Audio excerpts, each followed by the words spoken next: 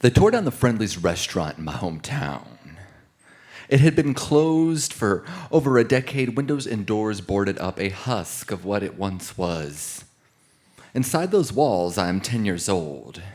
Inside those walls, I am smiling over a clown sundae. Inside those walls, all of my grandparents are still alive.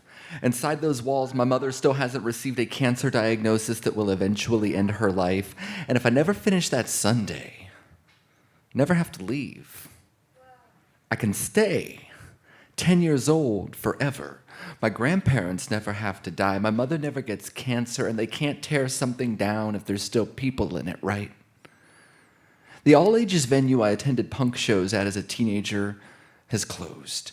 Watched my friends play on those stages. They cut their hands open on guitar strings, and they just kept playing, because when you are young, all you want to do is just keep playing before the first job, the first drink, the first pill, the first bump, the first time death tasted so sweet you mistook it for invincibility.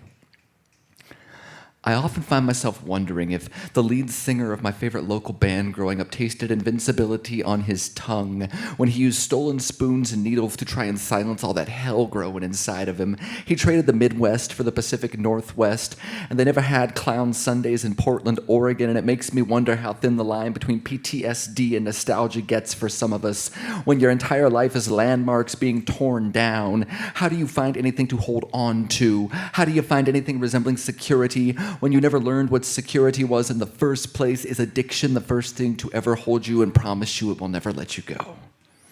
That it will stay with you in sickness and in health, till death do you part, until your friends leave you an empty shell, a husk they forgot ever existed, in a state of neglect, until the day they mourn the structure because they learn it has been torn down, and they couldn't have done that if there was still a person in there, could they?